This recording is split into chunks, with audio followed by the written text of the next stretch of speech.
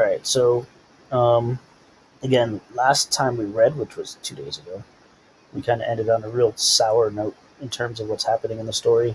So the mother gets burned because Billy Joe grabs a canister that she thinks is water, but it's really kerosene. It spills all over the mom, who walks in unexpectedly and douses her in flames. And then she obviously dies at the very end of the last chapter, which is kind of crazy. And she dies by giving birth to her brother. My father's sister came to fetch my brother, so her aunt comes. Even as Ma's body cooled, so it's not much time. She came to bring my brother back to Lubbock. Lubbock is a city in Texas, to raise as her own. But my brother died before Aunt Ellis got there. So again, even more tragedies happening to this family. The baby died. She wouldn't even hold his little body. She barely noticed me. As soon as she found out that my brother was dead, she had a talk with my father. Then she turned around and headed back to Lubbock. Lubbock is a city in Texas. The neighbor women came. They wrapped my baby brother in a blanket and placed him in Ma's bandaged arms. We buried them together on the rise that Ma loved, the one she gazed at from the kitchen window, the one that looks out over the dried up Beaver River. Reverend Bingham led the service. He talked about Ma, but what he said made no sense, and I could tell he didn't truly know her. Right, so this guy has been given the task of doing the sermon for them, but it's bothering Billy Joe because this guy obviously doesn't know his mom is probably saying like all these things about her that aren't even true. He'd never heard her play piano. He asked my father to name my baby brother. My father hunched over and said nothing. I spoke up in my father's silence. I told the Reverend my brother's name was Franklin, like our president. The women talked as they scrubbed death from our house. I stayed in my room, silent on the iron bed, listening to their voices. Joe threw the pail, they said. An accident, they said. Under their words, a finger pointed. What does that mean if they say under their words, a finger pointed? What does that mean? Under their words, a finger pointed. It's not about snitching. Snitching means like you're telling on someone. What does that mean, though? If I say under their words, a finger pointed, what does that mean? What do these women believe? What do they all think?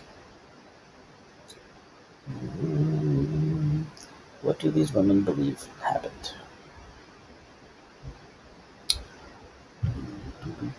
Mr. Morales, do you have an idea?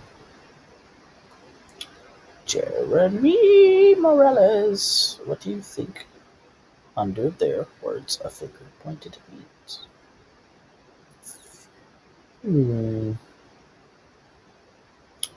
Morales, do I have to buzz you? Just feel like getting buzzed, kid? Are you listening to me? Yeah, someone's getting blamed. Who's getting blamed? You're right, Morales, it's actually right. Who are they blaming for the death of the mother, obviously? Yeah, Billy Joe. Good. Yeah, so these women are basically in their house scrubbing away like the death, and they're basically saying that Billy Joe's responsible, which is obviously kind of probably horrifying for this kid. They didn't talk about my father leaving the kerosene by the stove, so now what she's doing is putting blame on him. They didn't say a word about my father drinking himself into a stupor. A stupor means like super super drunk, while Ma writhed, begging for water. They only said that Billy Joe threw the pail of kerosene, so she's a little angry that she's getting blamed for the death of her mother. Birthday. I walk to town. I don't look back over my shoulder at the single grave holding Ma and my little brother. I'm trying not to look back at anything. Dust rises with each step. There's a greasy smell to the air. On either side of me, are the carcasses of jackrabbits, small birds, field mice stretching out into the distance. Does anybody here know what that word carcass means? Carcass? Anybody?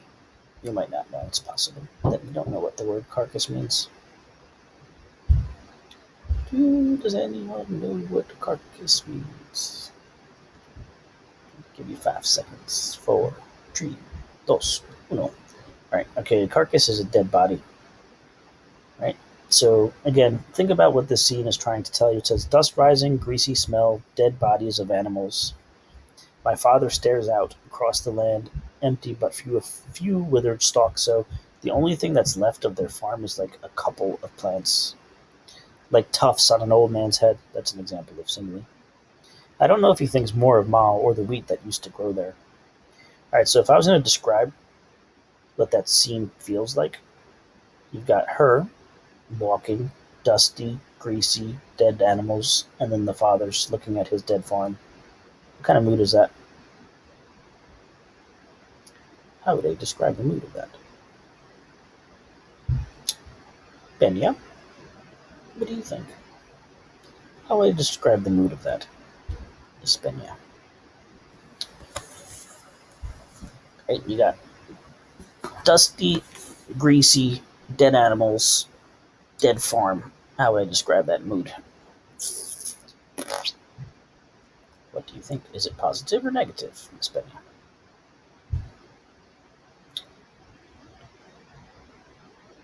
What do you think, Miss Benya? You can write something on the chat or say something out loud. Positivo? Negativo. What is it? It's dusty, greasy, dead animals, dead farm. What do you believe? Keep the unicorn away from the computer, buddy. Thanks. You are unsure. Alright, so what you should probably be getting out of that is like it's a depressing state, right? So if you are like in an area that's real dusty, greasy, dead animals, dead farm, it's like depressing, yeah. There's barely a blade of grass swaying in the stinging wind. There are only these lumps of flesh that once were hands long enough to span octaves swinging at my sides. So she's looking at her hands and seeing like they're kind of useless because they're what? What happened to her hand again, Josker? Mr. Manaya? It got burned. Yeah, so they got badly burned because she's kind of partially responsible. She probably spilled some of the kerosene on her own hands, and then she was trying to put out the fire, burning her hands. So what she's talking about, spanning octaves, what that means is she used to play the piano. That's what that's talking about. I come up quiet and sit behind Arlie Wanderdale's house. Remember, Arlie is the guy who used to hook her up with jobs to play the piano. So I come up quiet behind his house where nobody can see me, and I lean my head back, and I close my eyes and listen to Arlie play. So she's spending her birthday hiding behind this guy's house, listening to him play his piano. Roots. President Roosevelt tells us to plant trees. Trees will break the wind, he says. Trees will end the drought. The animals can take shelter there. Children can take shelter. Again, I think I spoke to your class about this yesterday too. So most of the land is all like grasslands. There's like no trees, and he's kind of right. So the one thing that a tree does, a tree goes into the ground and it establishes roots. So any type of things that are growing above it will stay there. If you don't have those tree roots there, then anything that's above it can just like get blown away from erosion or rain. Trees have roots, he says. They hold on to the land. That's good advice, but I'm not sure he understands the problem. Trees have never been at home here. They're just not meant to be here. Maybe none of us are meant to be here. Only the prairie grass and the hawks. My father will stay no matter what. He is as stubborn as sod. He and the land have a hold on each other. But what about me? So what is she thinking about doing here at the end of this chapter? Miss Cologne, what do you think she is thinking about doing at the end of the chapter? It says, my father will stay no matter what. He's as stubborn as sod. He and the land have a hold on each other. But what about me? What is she thinking about doing here? Leaving? Miss Fernandez's voice is changing. Whew. That is correct, though, Jasker. You are right, Mr. Manaya. Yeah, she's thinking about leaving here, right? The empty spaces. I don't know my father anymore. He sits across from me. He looks like my father. He chews his food like my father. He brushes his dusty hair back like my father. But he's a stranger.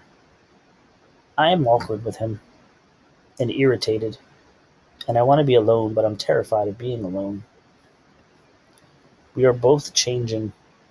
We are shifting to fill in the empty spaces left by my mom. I keep my raw, stingy hands behind my back when he comes near, because he stares when he sees them. Why do you think the father's staring at her hands?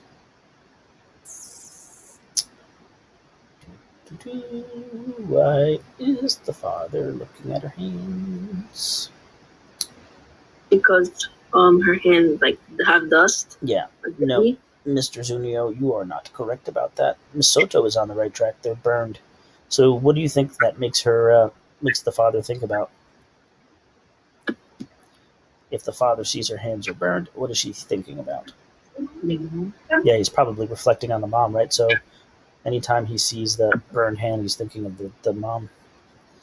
All right, the heat from the cook stove hurts my burns, and the salt, the water, and the dust hurt it too. I don't know if any of you have ever been burned. Has anyone ever been burned before? Yeah, Mr. Manaya has. Yeah, I've been burned multiple times. It does not feel good. It's one of the most painful things that I've ever experienced. Being burned, it hurts more than like cuts. It's really super painful. If you get burned really badly, it's even more painful. So it's getting salt on it, getting water on it, super hurt. Yeah. Oof, that's not good, Mr. Morales. You Yeah. know, second degree burns are worse than third degree burns. No, third degrees. Third degree is the worst. I know, but you don't feel it as much as me. No, third degree is probably super painful. What eventually winds up happening is, if you get burned badly enough, though, the nerve endings die, so you don't, you might not feel it, but that initial burn is going to be super painful. Yeah. Yeah, burning is very painful. Feel it, I heard that the second degree burn, it's like worse or something. No, I don't believe that's to be the case, Mr. Manaya. It's third degree burns. They're the worst. Yeah, second degree is like that's why it goes like first, second, third degree. So third degree is really, really bad. All right. Yeah, usually, like, I think even a second degree burn will actually heal. Whereas if you get a third degree burn, you have to, like, people have to get skin grafts. So they, like, take skin from other parts of your body and then they put that on your skin so it heals correctly. Um, whereas in first and second, I believe, can actually heal itself. All right, so I spend all my time in pain. Obviously, her hands are hurting very bad. And my father spends his time outside of the house digging a hole 40 feet by 60 feet by 6 feet deep. So this is a really big hole, actually, he's making. Right, 40 feet. So that's like 20 yards, essentially, by like 2 yards by 6. So it's a pretty big amount of space. It's almost like the size of a decent-sized pool. I think he's digging a pond. Who wanted a pond earlier in the story? Who wanted the pond originally? Who remembers? Who wanted the pond? The mom. Yeah, the mom. So it's kind of almost. This seems like he's probably doing an act in honor of her. I think he's digging the pond to feed off the windmill, the one Ma wanted, but he doesn't say. He just digs. He sends me to the train yard to gather boards. Boards are just pieces of wood. Boards that once were boxcars, but now are junk. I bring them back, careful of the scabs and the raw sores on my bare hands. I don't know what he needs boards for. He doesn't tell me. When he's not in the hole digging, he works on the windmill, replacing the parts that kept it from turning. People stop by and watch. They think my father's crazy, digging such a big hole. I think he's crazy too. The water will seep back into the earth. It'll never stay put in any old pond. But my father has thought through all that, and he's digging anyway. I think to talk to Ma about it, but then I remember. I can almost forgive him taking Ma's money. I can almost forgive him his night in Gaiman getting drunk. But as long as I live, no matter how big a hole he digs, I can't forgive him that pail of kerosene left by the side of the stove. Right, so she's still holding on to this whole blame of him being responsible for his mother's death. She's probably also battling away with her own uh, feelings about herself being responsible. Kilauea. A volcano erupted in Hawaii. Kilauea. It threw huge chunks into the air, the ground shook, and smoke choked everything in its path. Sounds a little like a dust storm. Alright, boxes. This is the last chapter we're going to look at today. In my closet are two boxes, the gatherings of my life. Papers, school drawings, a broken hairpin, a dress from my baby days, my first lock of hair, a tiny basket woven from prairie grass, a doll with a china head, a pink ball, 3 dozen marbles, a fan from Baxter's funeral home, my baby teeth in a glass jar, a torn map of the world, 2 candy wrappers, 1,000 things I haven't looked at in years. I kept promising to go through the boxes with Ma and get rid of what I didn't need, but I never got to it, and now my hands hurt, and I haven't got the heart. Alright, so what I need you to do is to go on to Sakurative. I will give you the code for that now. Also, you are working on. Oh, actually, hold on. Let me finish presenting. Where is that thing at? Let me give you the